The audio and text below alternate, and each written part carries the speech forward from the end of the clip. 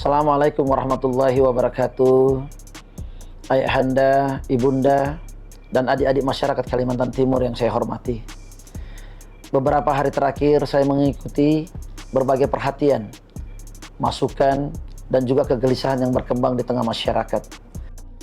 Sebagai gubernur, saya memahami ketika menyangkut kebijakan dan penggunaan fasilitas publik, wajar jika muncul pertanyaan bahwa kritik yang keras itu adalah bentuk kepedulian masyarakat terhadap daerah yang kita cintai bersama. Beberapa hari ini saya banyak merenung. Saya menyadari ada hal-hal yang perlu saya perbaikin, baik dalam bersikap maupun dalam berkomunikasi. Untuk itu, dari lubuk hati yang paling dalam, saya menyampaikan permohonan maaf yang sebesar-besarnya atas kegaduhan dan ketidaknyamanan yang terjadi. Saya juga memahami di tengah masyarakat masih banyak kebutuhan dasar yang harus kita benahi. Oleh karena itu, ketika muncul informasi terkait renovasi rumah jabatan dengan nilai yang cukup besar, termasuk di dalamnya beberapa item yang menjadi sorotan seperti kursi pijat dan akuarium air laut, wajar jika hal tersebut menimbulkan rasa tidak nyaman dan pertanyaan di masyarakat. Perlu kami sampaikan secara jujur bahwa perencanaan paket renovasi rumah 25 miliar tersebut memang sudah ada sebelum kami menjabat. Namun, saya menyadari sebagai gubernur saat ini, tanggung jawab tetap ada pada saya. Saya juga harus meneliti lebih dalam, memilah dan memastikan prioritasnya benar-benar sesuai dengan rasa keadilan masyarakat. Karena itu, saya tidak mencari alasan. Ini adalah tanggung jawab saya. Sebagai bentuk komitmen, saya akan mengambil langkah. Yang pertama, saya akan menanggung secara pribadi item renovasi rumah dinas yang di luar fungsi kedinasan, termasuk kursi pijat dan akuarium air laut. Seluruh item dalam paket renovasi akan kami evaluasi dan audit ulang secara terbuka agar masyarakat dapat melihat dengan jelas dan ikut mengawasi. Ke depan, kami juga akan melakukan penyesuaian agar penggunaan anggaran fasilitas pimpinan lebih sederhana dan lebih berpihak pada kebutuhan masyarakat. Kedua, sebagai bentuk menjaga kepercayaan publik, mulai esok, saya juga akan meniadakan keterlibatan keluarga dalam peran struktural yang berhubungan langsung dengan pemerintah Provinsi Kalimantan Timur, termasuk wakil ketua tim ahli gubernur untuk percepatan pembangunan. Kami juga akan membuka ruang transparansi yang lebih luas agar setiap kebijakan bisa dipahami dan diawasi bersama.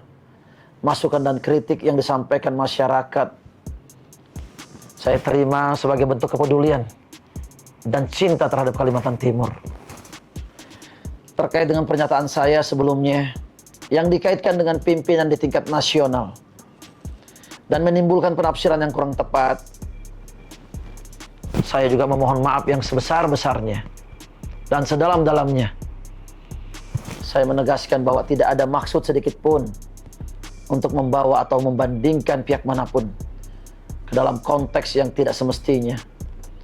Ke depan, saya akan lebih berhati-hati dalam bertutur kata agar tidak menimbulkan persepsi yang keliru.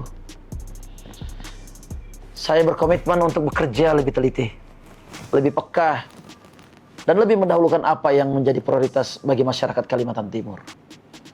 Mohon doa dan dukungan untuk meneruskan program-program kita dan memastikan setiap manfaatnya dirasakan langsung oleh masyarakat Kalimantan Timur.